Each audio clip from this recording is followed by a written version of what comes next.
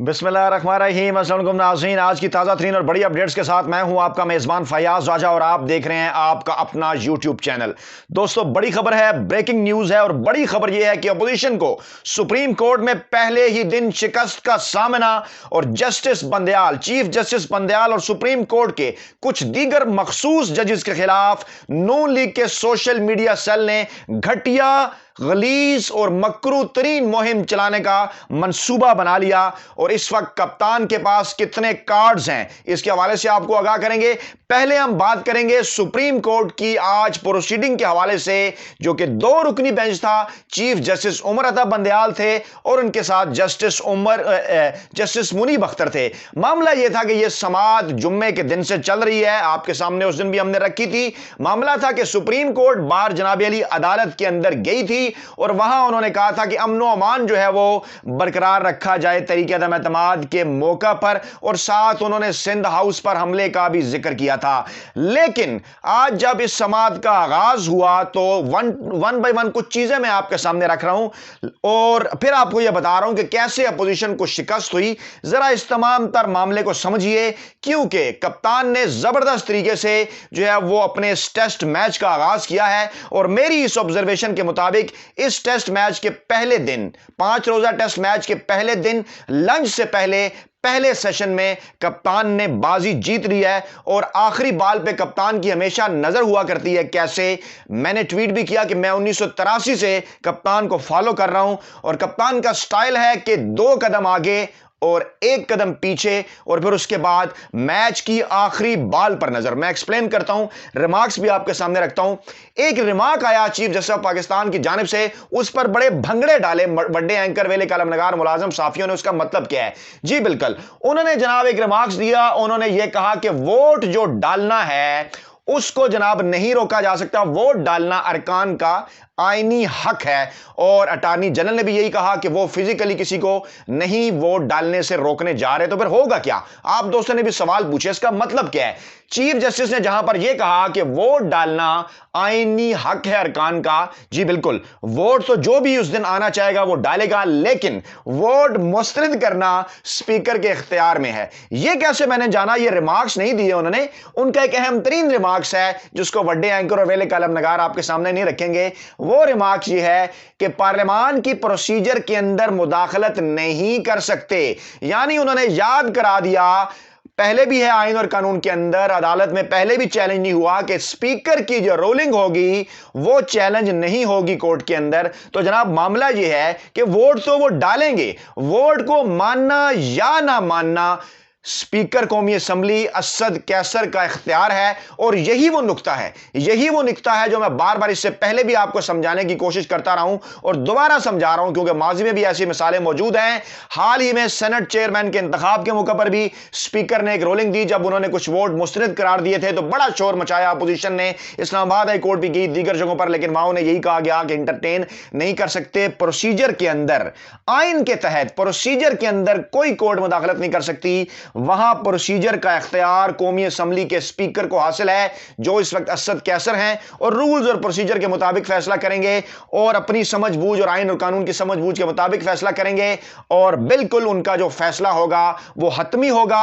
यानी अगर वो वोट मानने से इनकार करेंगे, वोट को मुस्तरद कर देंगे, तो बिल्कुल वोट नहीं गिना जाएगा और फिर अपोजिशन दोबारा से अगर अदालत भी जाएगी तो वो पहले से रिमार्क्स आ चुके हैं कि प्रोसीजर के अंदर अदालत कोई मुदाखलत नहीं कर सकती। इंतहाई शानदार अंदाज में अटॉर्नी जनरल ने भी अपना केस पेश किया। अब दूसरा नुक्ता समझिए, अटॉर्नी जनरल से पूछा गया, हां जनाब आप वोट डालने से रोक रहे हैं, तो उन्होंने कहा जनाब कि हरगिज नहीं।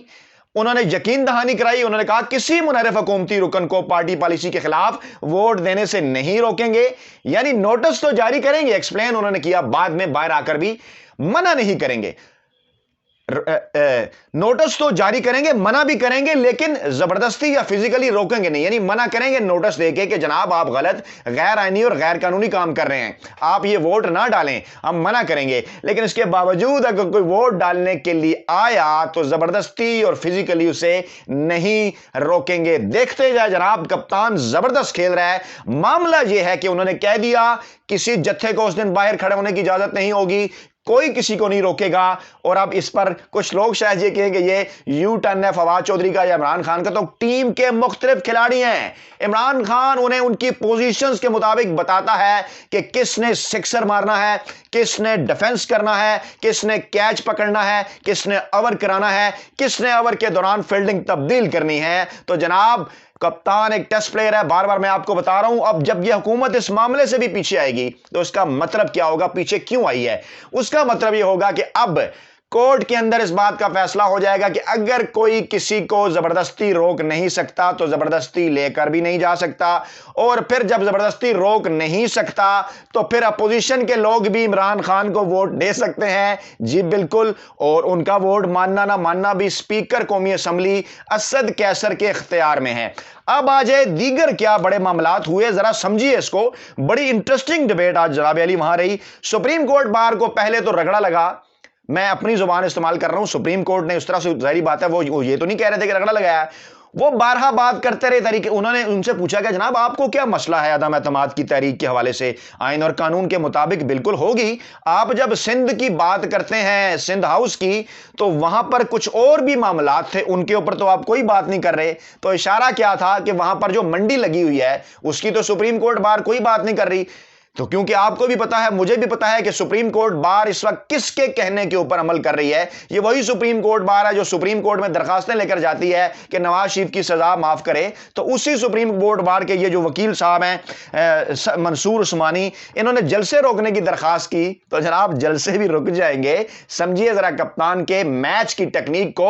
आज इस्लामाबाद की जली इंतजामिया ने भी कह दिया, आपको एक और खबर देते हैं, उन्होंने कह दिया जनाब के डी चौक में हम आपको इजाजत नहीं दे सकते, प्लीज आप कोई और जगह देख लें, परेड ग्राउंड देख लें, क्योंकि 23 मार्च को परेड हो चुकी होगी, उसके बाद वो फ्री होगा, तो आप वहां पर कर सकते हैं। तो डेफिनेटली हुकूमत को भी इजाजत नहीं मिलेगी डी चौक में, तो फिर अपोजिशन को कैसे मिल सकती है? और अदालत यही कह रही है कि अमन अमान हम बरकरार रखेंगे, और यही सुप्रीम कोर्ट बार की दरखास्त है। यानी सुप्रीम कोर्ट बार ने जल्दी में एक मरतबा फिर अपोजिशन को मरवा दिया, और साथ जब लार्जर बेंच बनाने का फैसला भी आ गया कि सदारती रेफरेंस मंजूर हो गया और चीफ जस्टिस ने यह कह दिया कि जनाब इसके ऊपर लार्जर बेंच बनाएंगे, तो अब आप देखिएगा क्या होगा। उसकी तफसीलात अगली वीडियो में बताऊंगा, क्योंकि अब एक मखसूस कैंपेन शुरू होने वाली है जस्टिस उमर अता बंदयाल के खिलाफ, जस्टिस मुनीब अख्तर के खिलाफ और कुछ दीगर जजेस के हवाले से, क्योंकि ये वही लोग हैं। आपको लिंक मिलता हुआ नजर आएगा, जस्टिस काजी फाइज ईसा, नून लीग, मुलाजिम सहाफी, सोशल मीडिया सेल, और उसके बाद फिर एक मखसूस कैंपेन, और फिर ये बातें आएंगी। उनकी ये ख्वाहिश होगी कि शायद वो जस्टिस काजी फाइज ईसा को ही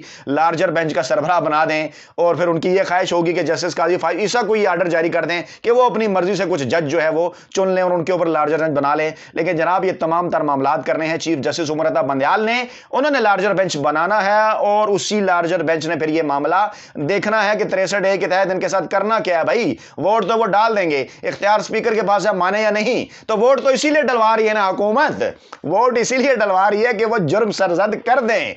ये समझिए आप, वोट इसीलिए डलवा रहे हैं कि वो जुर्म सरजद कर दें और उसके बाद कोर्ट को फैसला करने में आसानी हो। लीजिए जनाब, कंसेंट पहले दे दिया था कि हम बंदे को कत्ल करने जा रहे हैं, बयान भी आ गया कि जनाब हम वोट इमरान खान के खिलाफ देंगे। सिंध हाउस से बड़े बड़े बड़े एंकरों ने इंटरव्यू किए, अपनी रेटिंग के लिए फंसा दिया, क्योंकि अब वो ये भी है हुकूमत के पास कि जनाब ये देखें, कह रहे हैं हम कत्ल करने लगे हैं, तो कत्ल करने से पहले रोकेंगे या कत्ल हो जाए तो फिर सजा देंगे। तो मामला इंतहाई दिलचस्प हो गया है। कप्तान ने अपने कार्ड इंतहाई कामयाबी के साथ खेले हैं, और कप्तान के पास आखिरी कार्ड जो मैं लिखता हूं ना हर हफ्ते बाद, वो आखिरी कार्ड भी कप्तान के पास 1 दर्जन के करीब हैं, और कप्तान के पास अभी भी 10 के करीब कार्ड्स हैं वो बाकी हैं, और ये सारे कार्ड आपके सामने रखूंगा। अब जाते जाते एक और मैं बात आपको बताऊं, ये जो लार्जर बेंच बना है इसके ऊपर लोग पूछ रहे हैं कितने लोग होंगे, तो ये इसकी तशरीह सुप्रीम कोर्ट ने करनी है। फुल कोर्ट तो है नहीं कि पूरी अदालत आ जाएगी, खैर कोई 3 जजेस, 5 जजेस, 7 जजेस, 9 जजेस, कोई ताकत में सुप्रीम कोर्ट ने ही इसका फैसला करना है। जब वो इस हवाले से लार्जर बेंच बनाएंगे तो खेल जनाब दिलचस्प हो गया है। और मैंने कहा कि कप्तान 2 कदम आगे